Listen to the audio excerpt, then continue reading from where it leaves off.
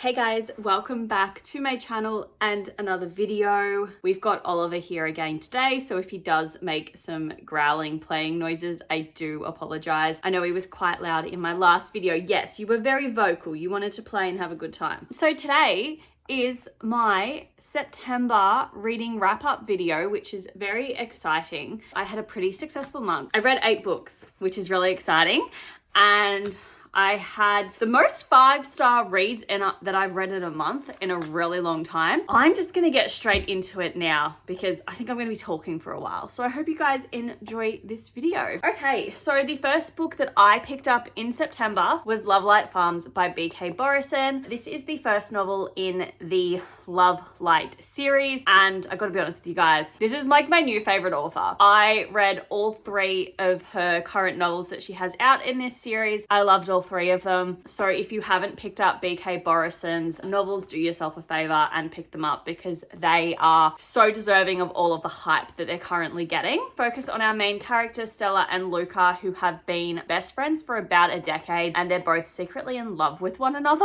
Stella, prior to the events of this novel, purchases a Christmas tree farm called Love Light Farms that she used to visit as a child with her late mother, and she also loves Christmas. Unfortunately, for the first year of this business, the company is not doing too well, and it's also being sabotaged by an unknown person who's basically ruining crops, trashing the place, stuff like that. Stella also discovers a competition that is being hosted by an influencer named Evelyn, where she'll actually come out to the business, spend some time there, do some filming of it, and then promote it on her social media accounts, and then she will actually pick one business to award $100,000 to. So obviously this sounds like a great opportunity, so Stella does apply, and on the application she states that she runs the Christmas tree farm with her partner. The only problem is that Stella is actually single. In comes Luca, who pretends to be her boyfriend in order to help her win the competition. So lines quickly become blurry between both Stella and Luca, and they're actually given the opportunity to explore their relationship in other ways. I absolutely loved everything about this novel. I thought that Stella and Luca were absolutely adorable. They are my favorite couple in this series so far. There is still one left, so I'm not going to call it just yet, but they are the top contender, the ones to beat for me. I just thought that like their friendship was super cute. The development of their relationship was also really cute, and I just smiled the entire time I was reading this. It just hit everything that I needed a book to hit, and I just thoroughly enjoyed it. And I just thought this was a really great friends to lovers novel. Like I said, B.K. Borison is a new favorite author for me. Her writing style is brilliant. It's super easy to read, and everything just flowed really well from start to finish. And I also really loved how in this novel she actually set up who the main characters for the following 3 novels are going to be. So it was really cool to see their relationship from the start, and it wasn't just some sort of like tiny minuscule connection and it's like a brief little mention. It was like, no,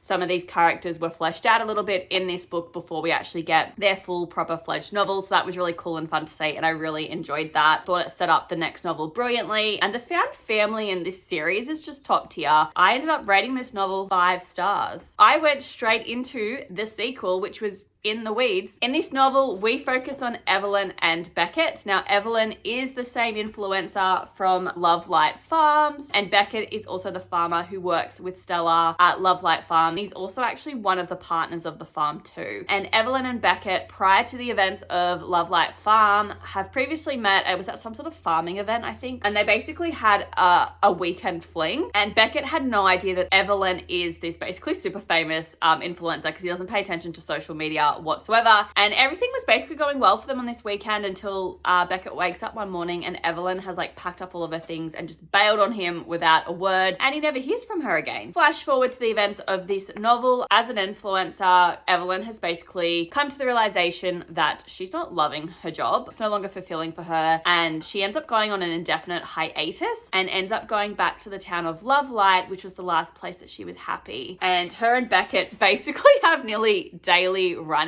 and where the chemistry between them just gets stronger and stronger. This was such a fun and cute grumpy sunshine trope. I thought Evelyn and Beckett were adorable. I really liked getting to find out more information about obviously their little weekend fling that they had, because it was sort of briefly touched on in Love Light Farms, but obviously it wasn't the focus. So it was really cool to get more of that information in this novel. And I really also liked how we still got to see what was going on with Stella and Luca's relationship, even though that novel was over. It was really just cool to see it all sort of flesh out and still continuing on in this novel. Also, Beckett just turning himself into the animal man with like cutesy little animals that needed rescuing and saving in this series is just like killing me. Like, that was adorable. I don't have words. Grumpy dude with a whole bunch of animals that he's adopting because they need somewhere to live just kills me. So I unsurprisingly rated this one 5 stars as well. This will come as no surprise to any of you. I then picked up the third book in this series by B.K. Borison, which is Mixed Signals, and this focuses on Caleb and Layla. This was probably the one that I think I was the most excited for as I was reading Love Light Farms, because I really liked Caleb and Layla. They were like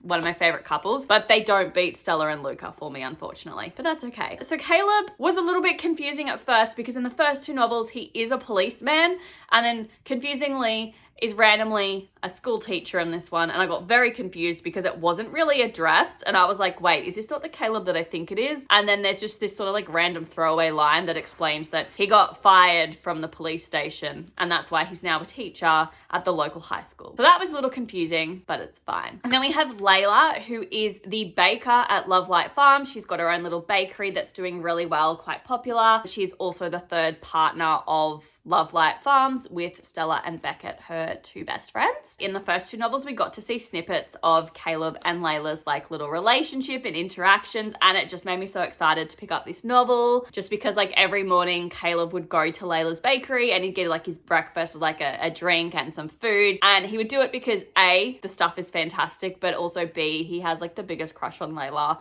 and is trying to work up the nerve to talk to her and like ask her out, but he just can't do it. And she's not picking up on on any of this. The girl's not picking up what he's trying to put down at all. She's completely clueless. She's basically paid like no attention to him as like a romantic interest. She's more focusing on her disappointing love life, that she keeps dating guys that are just terrible, I think is the best way to describe them. And she just can't find a man to settle down with her. Like, her 2 best friends have just recently fallen in love and they're very much in a happy little love bubbles, and she's trying to find something like that, but she just can't because she keeps dating dickheads. So in enters Caleb, who saves Layla after a disastrous first date that she has, and he proposes a plan where they date one another so that Layla can basically experience what it's like for her to be treated properly in a relationship, and then she can also give Caleb pointers for what he's doing right or wrong in his sort of relationships, because the poor guy can't also get past a first date and he doesn't know what he's doing wrong. It's because he's dating girls that aren't Layla. So eventually, during all of this happening, Layla does end up seeing Caleb differently and in ways that she never considered before. And it was just gorgeous watching their relationship blossom. I adored it. I loved it. It was everything that I wanted. This book also just made me want to bake cookies all day, every day. So I started doing that. But it was really good. I loved Caleb and his family. They were so adorable. And obviously, I love seeing more of like Layla, Stella, and Beckett's relationship, because obviously like Layla and Beckett have this really cool dynamic where they're always picking on one another. And like, it's joking, but Beckett takes it so seriously and gets so upset sometimes. And Layla's like literally just pulling his fucking leg and he can't work it out because he takes everything so literal. And it's just great to see, and I loved it. I also feel like it set up the 4th couple really, really well. The one thing I will say is that I was disappointed when this book ended, because it meant that I had no more books in this series to read. So they're really fun, easy, quick reads. They're fantastic. Like I said, if you haven't picked any of them up, you really need to, because they're well worth it. And this was another 5 stars for me. So all 3 books are 5 stars. So that's got to say something. Okay, and then because I just read 3 contemporary novels in a row, I basically was worried that any book I read afterwards wouldn't compare. So I didn't want to pick up a book that was in a similar genre, because then I felt like I couldn't give it a fair chance. So instead, I chose to pick up the book that was my book club read of the month, which was Skin of the Sea by Natasha Bowen. So this is a book that has been on my shelf for a while, and I am glad that I have finally picked it up and read it. I'll be honest, I wasn't a huge fan of it. It didn't really do what I wanted it to do, which is okay. So this book focuses on Simi. She is a Mami Wata. She has recently turned into a mermaid. That's who the Mami Wata are. And their role is to carry the souls of people who have died at sea onto the next journey. So Simi is really struggling with this role and isn't coping very well with the fact that she is no longer human. And she's really quite set on trying to remember her human life instead of just focusing on the fact that she agreed to become this mermaid who does this job but doesn't do any of that. So one stormy night, a boy is thrown overboard from a slave ship, and Simi goes to take his soul when she realizes that he is not in fact dead. Simi saves his life, which is not what she is supposed to do, and sets in motion a journey that could threaten the existence of the other mummy Waters and could also change the world, because there's a lot more happening going on than we actually realize. I'll be honest, because there was a lot going on, I did find that the plot was all over the place for me at times, and because there was a lot going on, I wasn't really sure what was actually happening. I also know that this is inspired by African mermaid mythology and also loosely inspired by the actual story, The Little Mermaid. So I thought it was like an interesting concept, but I just struggled to connect with the characters and I didn't really care too much for their story. And I also wish that we'd focus like on less storylines that we had. Like I don't think we needed as many as we got. And I personally wasn't really that interested in Simi's storyline of trying to remember her human life. I was more interested in just being like, no, give me the mermaid stuff. That's why I'm reading this book. This is what I came for. And we spent a lot of time on land, which was disappointing for me because I was like, no, just give me all the mermaid stuff. That's what I'm here for. That's what I want. So look, there is a sequel, but I likely won't be picking it up because I did rate this novel 3 stars. So like I said, I'm glad that I finally picked it up and read it. It was a good sort of like palate cleanser for me, but it's not one that I would reread and I wouldn't actually continue the story because it does sort of end on a cliffhanger. That's Skin of the Sea, unfortunately. It's really funny because like none of our book club reads have been that great this year. So then I went on to my 5th novel and I went back to reading contemporary romance novels because let's be honest, that is my favorite genre and that makes me the happiest. And I ended up picking up the newest book by Eleanor Armas, and that is The Long Game. I have spoken about Eleanor a number of times on my channel. I really enjoyed her first book, The Spanish Love Deception, and then I really loved The American Roommate. I thought that one was fantastic. I read that one this year, so I was really excited to pick up this one when it came out. So unlike the first 2 novels that she has put out, this one isn't actually related to them at all. We're focusing on like a brand new characters, brand new story, so there's no connection between this 3rd book and the other 2. I do think that this might be the first in a companion series. So this novel does focus on Adeline and Cameron.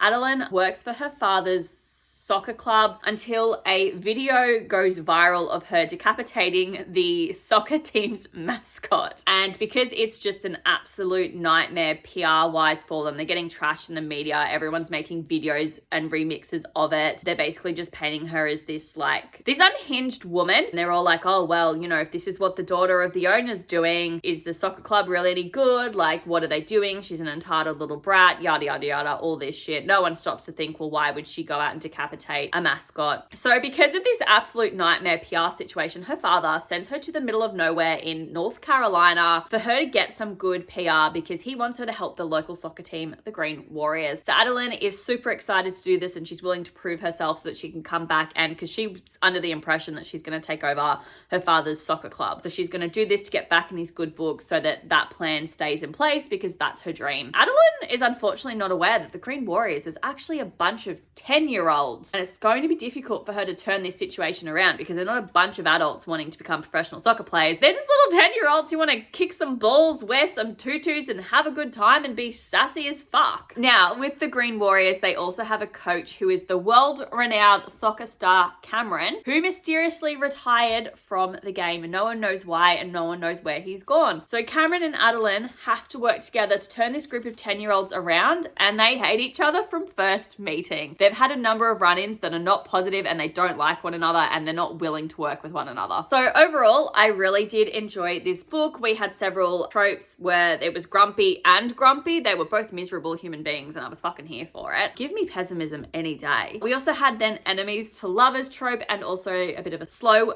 burn romance. I'll be honest, I did actually forget that the main characters were called Adeline and Cameron. It's not very memorable. What I remember about this book is the 10-year-old little girls because they were so sassy and smart. They had me laughing out loud and honestly they carried the book, and that's what I remember about this book is the 10-year-old little soccer players. That probably means that I shouldn't have rated the book as highly as I did because I don't remember the main characters, but like I have a shitty rating system and this one is staying with its 5 stars. I also just want to say Adeline's mum, fantastic, loved her. Her father, he sucked ass. He's a shitty father.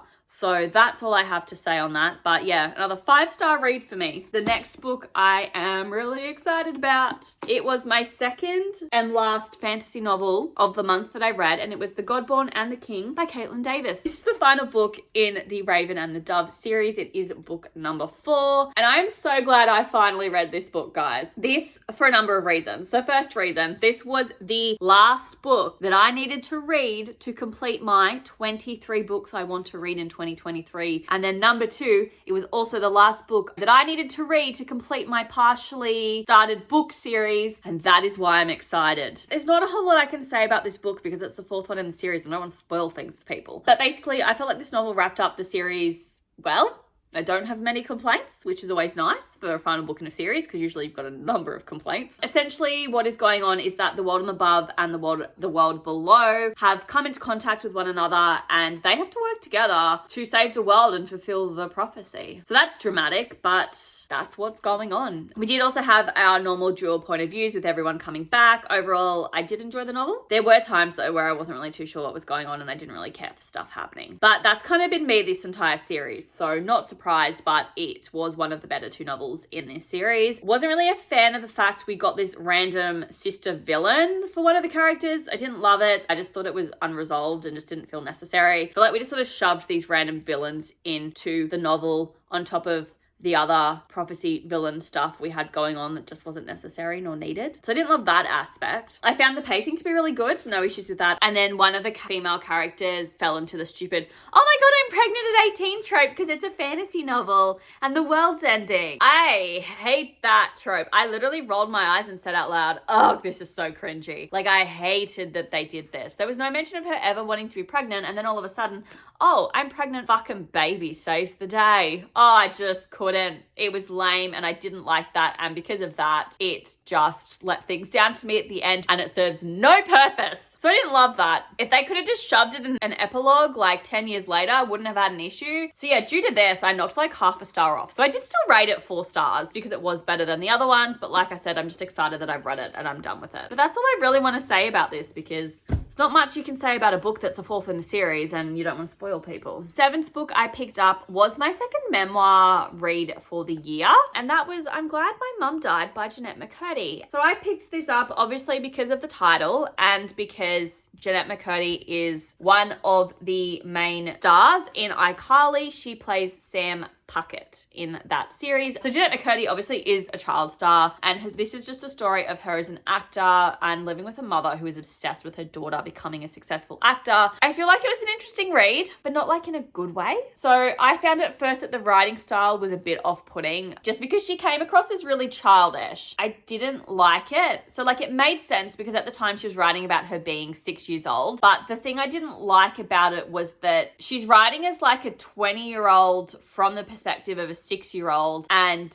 she's not like reflecting on her childhood. She's more like writing as the persona of the 6-year-old. I just found it bizarre and I did not enjoy that aspect of it. I didn't enjoy like the first half of the book where we were her as a kid because it all just felt very childish. I also just can't cope with people who excessively use the word mummy. Just irritates me. Her mum is terrible. She was a narcissist, like to her core. And she was just terrible to everybody in her life. Like there were scenes where like Jeanette's like 6 and her mum is going at her dad with a knife and screaming at him and accusing him of cheating on her when he was literally just at work. The woman was an absolute nutcase, if what Jennette has said is true. So like the things her mum did were obviously fucked up and the situation was fucked up, but I kind of thought things would be a little bit worse.